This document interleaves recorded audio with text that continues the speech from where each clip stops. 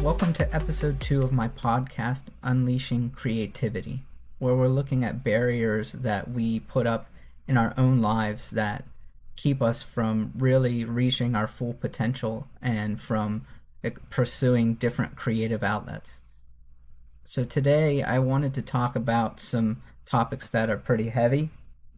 They include some childhood loss, some divorce, depression, bullying, and the reason that I wanted to talk about these things is that I wanted to share my own experience as a way to relate to you all. I'm sure many of you have experienced similar things, and also to really dive into what kind of keeps us from really unleashing our creativity. Because a lot of the things that we experience early in life and throughout our life, especially the negative things and the traumatic things, those kind of define and shape how we act and the way that we erect barriers in our mind that say that we can't do something. And so I just wanted to share a little bit about my story so you have some context for it. So when I was young, I'd say I was around 7, I had a friend who had cancer. She had leukemia. And at that point, I didn't really understand it all. She was very sick, and I prayed for her to get better. I hoped that she would get better, and she didn't. So she passed when she was about 9 years old. Shortly after that, I had a friend whose younger brother ended up dying in a car accident. I think he was 6 years old at the time. And this was something that really affected our whole community. And the last thing that I went through during that time was my father. He got sick, very sick, and we didn't really understand why. It turned out that he had blood clots in his lungs, and there was a long period of time where we didn't think that he was going to live. He ended up getting open heart surgery, and he is doing good, so all these years later, he's doing well. But at the time, it was terrifying for me, and so these three things together really made me withdraw, and I was really scared, really nervous and shy, very introverted.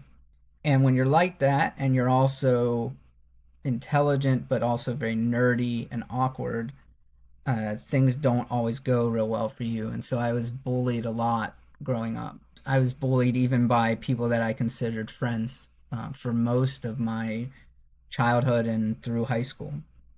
And so that kind of further made me withdraw and turn inward. And it was really tough, and I didn't realize how tough it was. So I ended up getting married to my first wife. I had met her when I was in junior high, and I was a mess at that time. I was not a very nice person to be around. I didn't like people. I didn't want to be around people.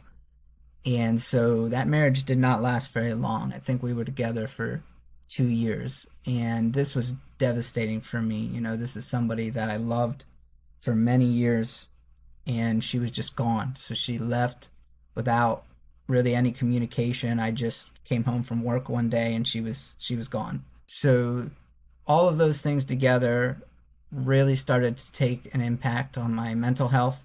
I ended up becoming depressed. I got into drugs, drinking, and so at this point, I was drinking heavily every night, doing drugs, and just really not caring whether I lived or not. I wouldn't say that I was ever truly suicidal, but I just didn't care. I didn't have any interest in life, and I didn't have any excitement. I didn't have any joy. I didn't have anything that I was pursuing. And, at this point, I was actually remarried, and I had 2 kids. I had a house. I had a job that paid me really well. And so everybody looking at from the outside would probably think that I had a great life, and I just was miserable. And so at one point, I ended up in the hospital for drug use, and it was at that moment that I knew that I needed to get things figured out, or I probably wasn't going to live. And so I ended up going to therapy. And if you haven't gone to therapy or you haven't found a good therapist yet, keep trying. This is something that was incredibly important for me. And the therapist that I had was great. One of the things that he told me that really resonated with me, and is kind of the point of this episode, is that a lot of the things that I experienced when I was young and throughout my life, I always saw them as things that happened to me and I had to get over them. And what he said was that, yes, these things happened to you, but the way that your mind has taken them is it's actually trying to protect you.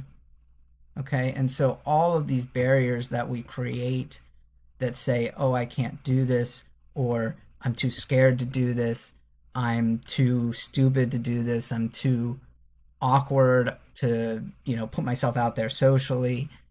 All of these things are mental constructs that have been put in place to protect you. These are actually a good thing. They were keeping you safe. And so to attack them and get frustrated by them is actually self-defeating. It actually makes it harder to overcome those barriers because you see them as an enemy or something that is flawed or something that's wrong with you. And that's just not the case. The truth is that this was a good thing when it was done because your mind was protecting you from getting hurt again. The trouble is that now we're adults and we're okay if we get hurt a little bit because we know how to get through it. And we don't need that protection anymore that we had as we were growing up. And so we have to work to try to break down those barriers now in a gentle way, in a way that says, I understand that you were trying to help, but I don't need that help anymore.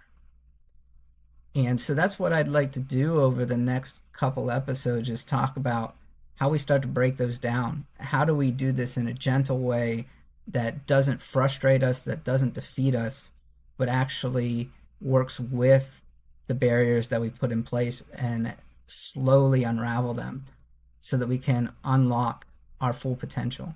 Because once you do that, you can do really anything that you set your mind to. And I am still on that journey, but I can see the benefits of it, and I'm loving life. I'm loving where I'm at. I'm loving who I am, and I love what I'm doing. And so I hope that you are enjoying this as well. I'd love to hear from you. Leave a comment and tell me about your experience. I enjoy reading all of those and commenting back, and I love this community that we're building.